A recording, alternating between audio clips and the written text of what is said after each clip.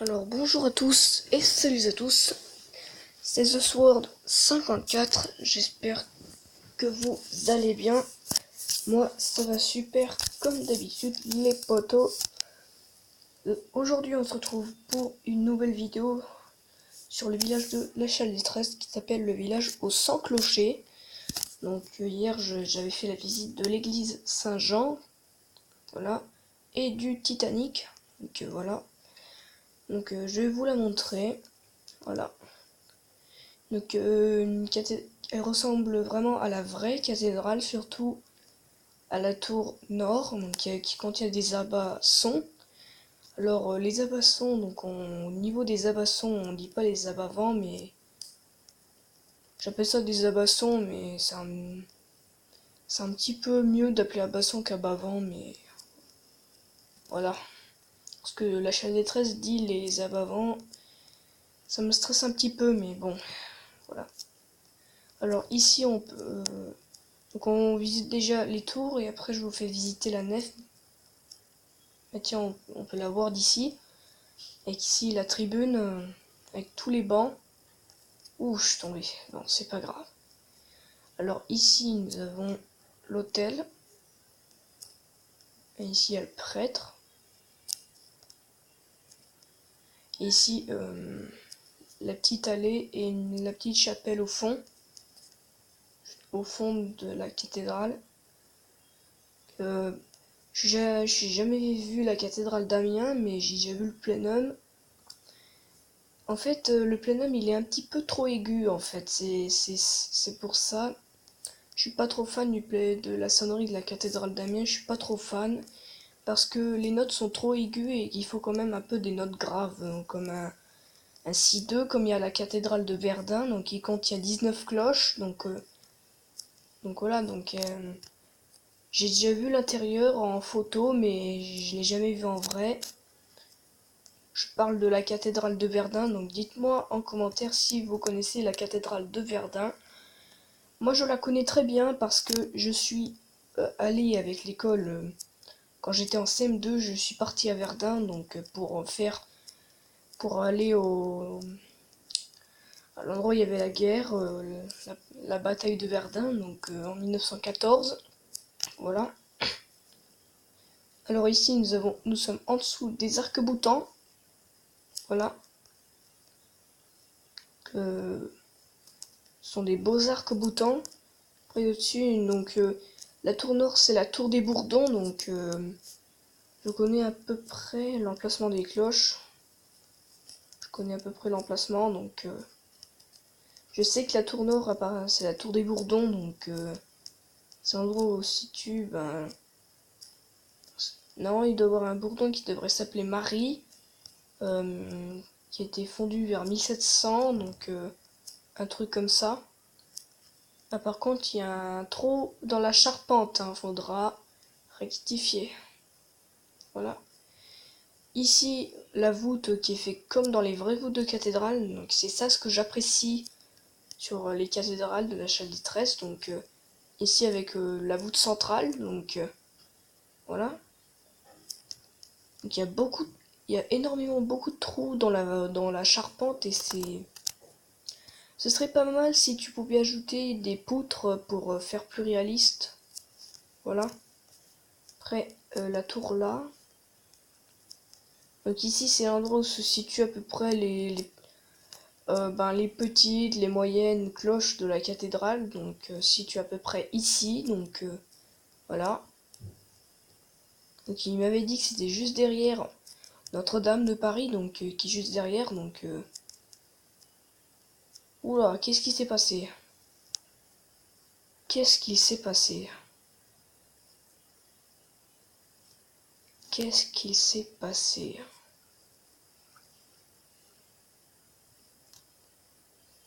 Bon, si je sais pas si vous avez vu, mais en haut il y a plus de charpente.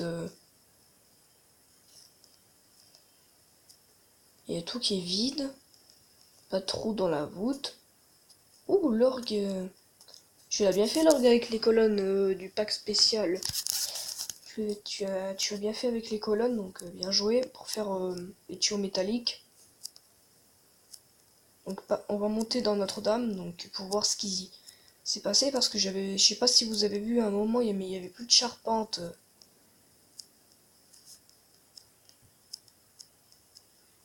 Ouais, là. C'est le grand orgue. On va voir ce qui se passe en haut parce que, à mon avis, ça doit être un incendie qui a touché, ben. Ah ouais, vous avez bien vu. En fait, il a fait la réforme de l'incendie, donc la flèche n'est plus là. Ouais. Ouais, je vois après le terrible incendie de la charpente Notre-Dame, après l'incendie, et ici avec l'échafaudage, mais y a pas le trou, mais parce que là, il y a plus de charpente, il y a plus rien, donc c'est un incendie qui l'a touché, donc voilà, c'est à cause d'une étincelle qui a touché la charpente de Notre-Dame. Les cloches ont été évacuées, donc ouais, les cloches ont été évacuées. Hein, les cloches sont plus là, donc à mon avis, euh, elles ont été récupérées pour pas qu'elles se cassent. Donc voilà, mais même si les cloches sont restées dans les tours, dans la vraie cathédrale, elles sont toujours à leur place. Donc voilà.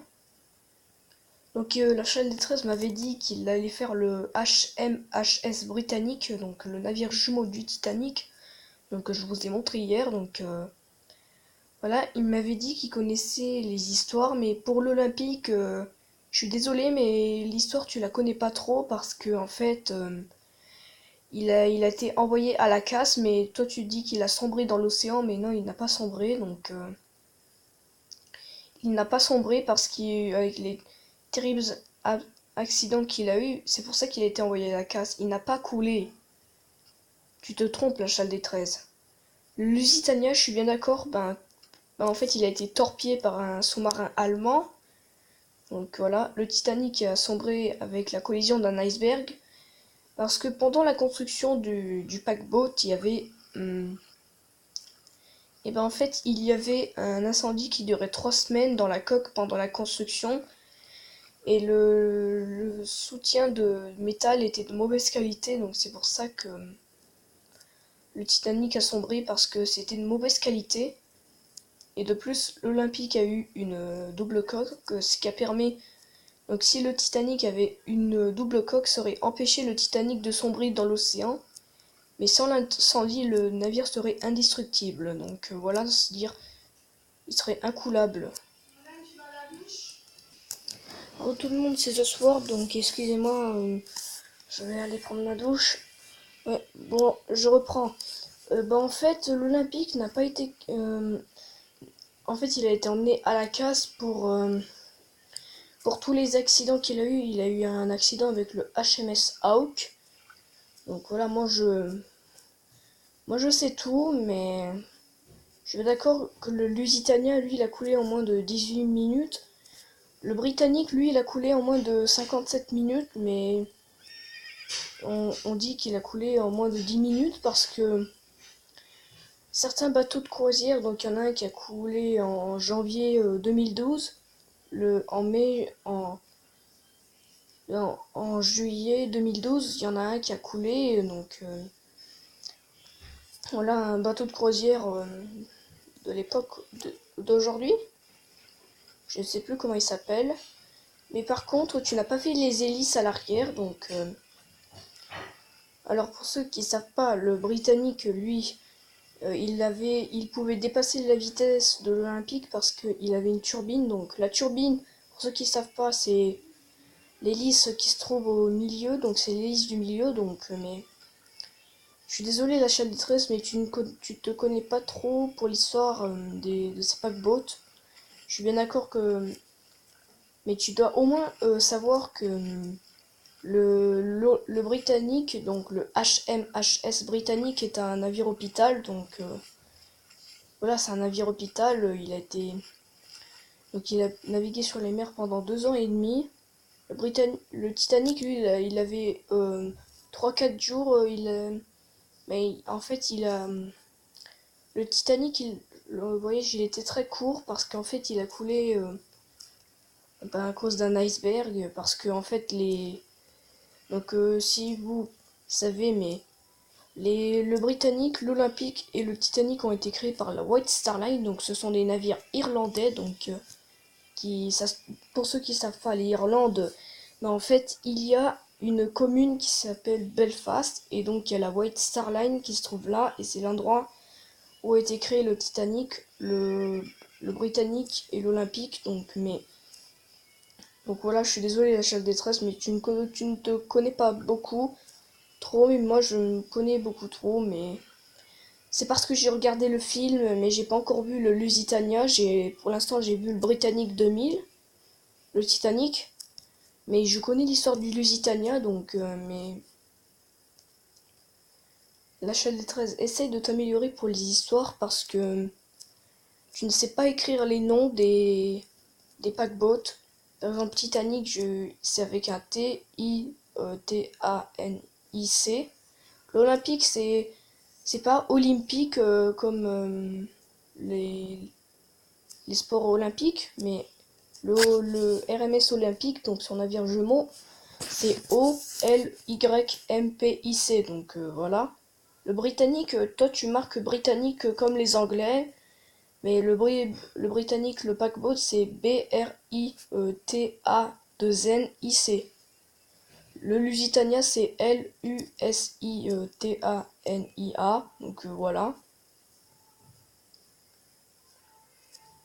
Donc je vois que tu écris faux les noms des paquebots, mais pour ce que je t'ai dit avant, la chalet 13, essaye de marquer mieux. Parce que voilà, c'est un petit peu chiant quand tu marques n'importe quoi. Mais tu n'as pas marqué n'importe quoi, hein, mais je veux bien que tu connaisses l'histoire, mais le Lusitania, il a été torpillé par par un sous-marin allemand, donc voilà. Donc il a coulé le 7 mai 1915. Donc le Britannique a sombré dans l'océan le 21 novembre 1916. L'Olympique, lui, il a navigué sur les mers en 1911. Donc voilà, la chaîne 13, tu te trompes, surtout au niveau de l'Olympique, tu te trompes parce que il a été vraiment envoyé à la caste.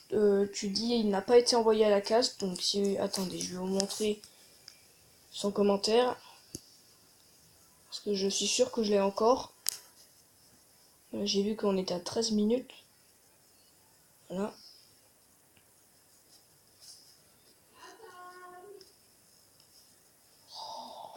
Déjà à table, sérieux.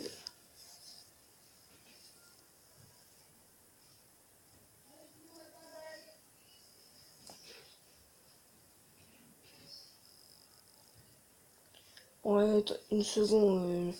Je dois encore aller à table, ça m'énerve. Regardez, regardez-moi cette faute. Regardez-moi cette faute. Oui, mais le olympique, je suis désolé, mais tu as mal écrit l'olympique. Je suis vraiment désolé, mais.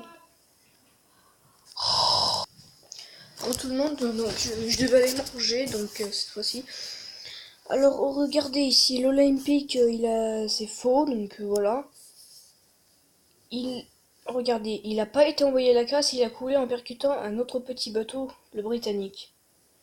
Le petit bateau, ben non, il a pas coulé, mais il a heurté un sous-marin allemand. C'est le sous-marin allemand. Il a coulé. L'Olympique, lui, il a été réparé. Il s'est dirigé vers Belfast. Il n'a pas coulé, hein. Donc, tu te trompes, la chale détresse, c'est faux. Le Britannique, tu l'as mal écrit. C'est avec deux N, hein, et pas de C. C'est un C à la fin. Lui, il a coulé d'une explosion dans la salle des machines. Non, pas dans la salle des machines. C'était c'était un membre de l'équipage qui voulait faire couler le navire en jetant une bouteille de médicaments donc, sur du charbon. Et c'est ça ce qui a fait que le navire a coulé.